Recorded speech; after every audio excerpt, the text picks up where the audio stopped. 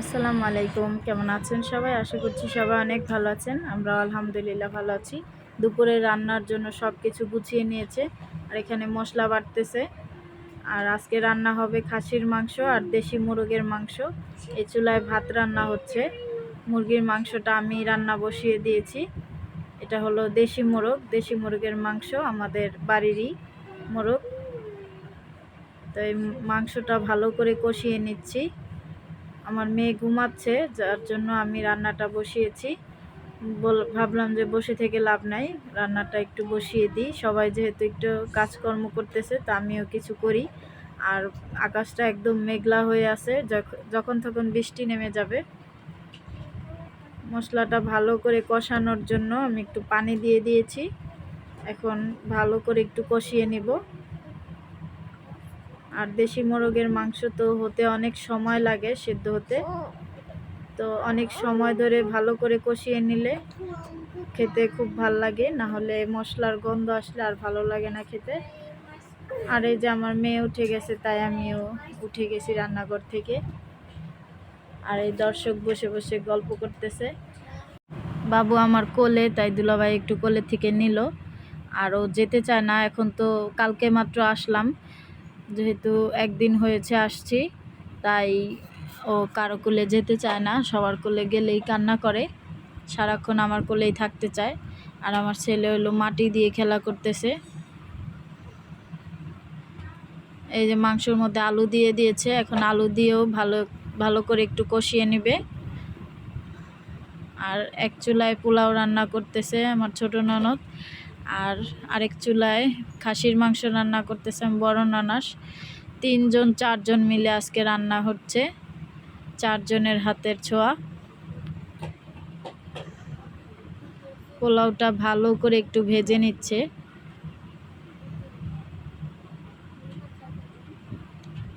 খাসির মাংসটাও কষানো হচ্ছে এখানে।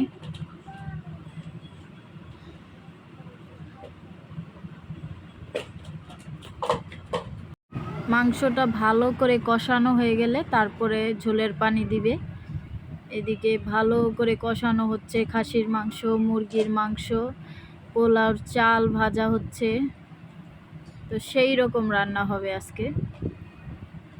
সবাই দেখতেই থাকেন, খেতে তো আর পারবেন না, দেখে একটু স্বাদ নেন। তো মাংসটা কষানো হয়ে গেছে, এখন পানি দিয়ে দিয়েছে মুরগির মাংসতে। আর খাসির মাংসটা আরও কিছুক্ষণ সময় কষানো হবে। আর পোলাওর চালটাও ভাজা হয়ে গেছে, এখন পানি দিয়ে দিয়েছে। আর আজকে রান্না বান্না শেষে, খাওয়া দাওয়া শেষে সাগর, দুলাভাই আর হলো ভাগিনা 3জন মিলে যাবে একটু বাজারে। কারণ আগামীকালকে বেশ কিছু মেহমান আসবে আমাদের বাসায়, অনেক রান্না বান্না করতে হবে, তাই অনেকগুলো বাজার করতে যাবে। আর আমার মেয়ে এখানে গরু ধরার জন্য আসছে, হাত বাড়িয়ে দিচ্ছে গরু ধরার জন্য। ভয় পায় না, কুকুর বিড়াল সব কিছুই ধরতে চায়, দেখলে এখনও ভয়টা ওরকমভাবে হয়নি। আর এই যে খাওয়া দাওয়া শেষে বাজারের লম্বা একটা লিস্ট ধরিয়ে দিয়েছি। এখন বাজারে যাবে 3জন, বাজারে গিয়ে বাজার করে আনবে, তারপর আমরা কাটাকুটি করব। সব কিছু দেখতে থাকেন। আর ভাগিনাকে মোবাইলটা ধরিয়ে দিয়ে বলছিলাম যে সুন্দর করে ভিডিও করে আনতে, কিন্তু ও একদম বাজে ভিডিও করে আনছে, যার জন্য আমি সম্পূর্ণ ভিডিওটা দিতে পারিনি। কেটে কেটে সামান্য একটু ভিডিও দিয়েছি। বাজারে সুন্দর করে ভিডিও করতে বলেছিলাম। আজকে হাটবার, আজকে বাজারে অনেক অনেক কিছু বসে, অনেক কিছু নিয়ে বসে, অনেক কিছু পাওয়া যায়। সব সময় বাজার বসে না, অল্প কিছু বাজার সব সময় থাকে, কিন্তু সপ্তাহে 2 দিন হাট বসে, সেই দিন সব কিছু পাওয়া যায়। আজকে হাটবার ছিল, ওকে তাই বলছিলাম যে আমি ভিডিও করে আনার জন্য, কিন্তু খুবই বাজে ভিডিও করছে। ভিডিও একদম সুন্দর হয়নি, যার জন্য আমি কেটে কেটে সামান্য একটু ভিডিও নিয়েছি। আর এই যে ওরা বাজারে চলে আসছে, দেখতে থাকেন।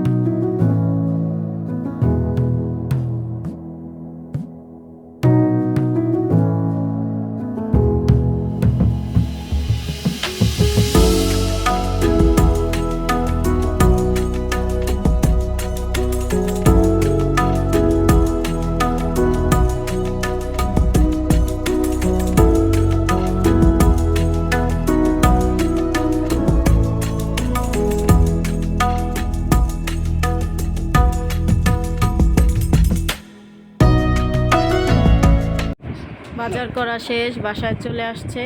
এখানে মুরগি নিয়ে আসছে প্রায় 10 কেজির মতো, আর করলা নিয়ে আসছে ভাজি করার জন্য। আর বা দুলাভাই যে খাচ্ছে সেটা হলো নিমকি, নিমকি নিয়ে আসছে। আর এখানে আছে আলু, পেঁয়াজ, হলুদ, মরিচ, গরম মশলা, এগুলো আছে। এই যে কি আনছে দেখতেই পাচ্ছেন। মসুরির ডাল নিয়ে আসছে, আদা, রসুন, তেল, লবণ, চিনি, লেবু, এগুলো নিয়ে আসছে। আর এখানে মুরগিটা আমি আর আমার ছোট ননদ দুইজন মিলে কেটে দিয়েছি। ভাই এখন বসে বসে পশম বাছতেছে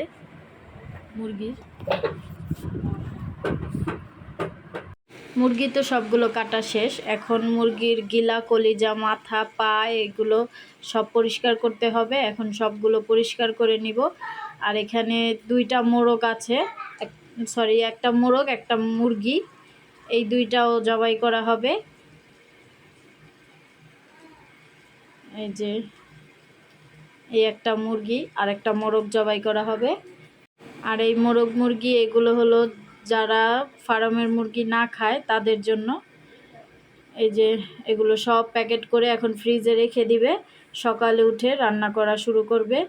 এই যে বড় বড় পাতিল নিয়ে আসছে, অনেক মেহমান যেহেতু আসবে তাই বড় পাতিল নিয়ে আসছে, সেগুলোতে রান্না করা হবে। আর এখন সন্ধ্যার নাস্তা বানাচ্ছি নুডলস, এই যে দেশি মুরগির ডিম দিয়ে নুডলস রান্না করার জন্য কড়াইতে তেল দিয়ে দিয়েছি। কড়াইটা ভালো করে গরম করে এখন পেঁয়াজ আর কাঁচামরিচ দিয়ে দিয়েছি। এখন পেঁয়াজ কাঁচামরিচটা একটু ভেজে তারপরে ডিম দিব, দেশি মুরগির ডিম।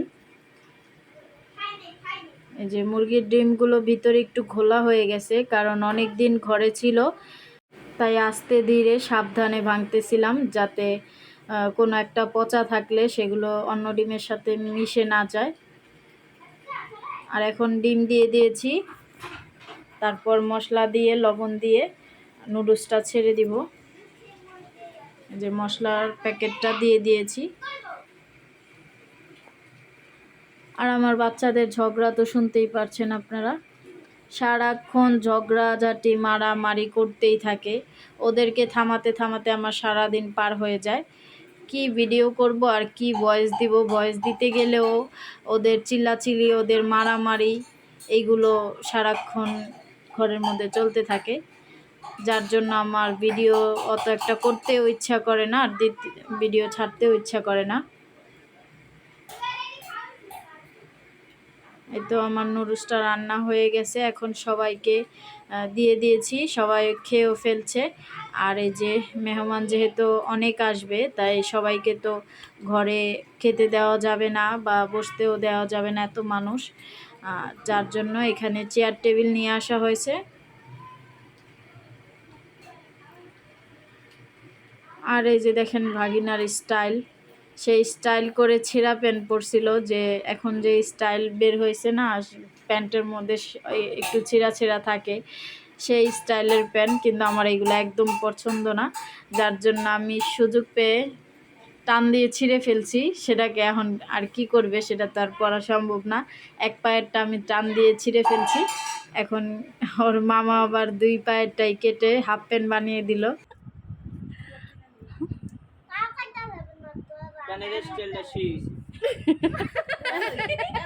আল্লাহ হাফেজ, সবাই ভালো থাকবেন, সুস্থ থাকবেন। আর ভিডিওটা ভালো লাগলে লাইক, কমেন্ট, শেয়ার করবেন, সাবস্ক্রাইব করতে ভুলবেন না।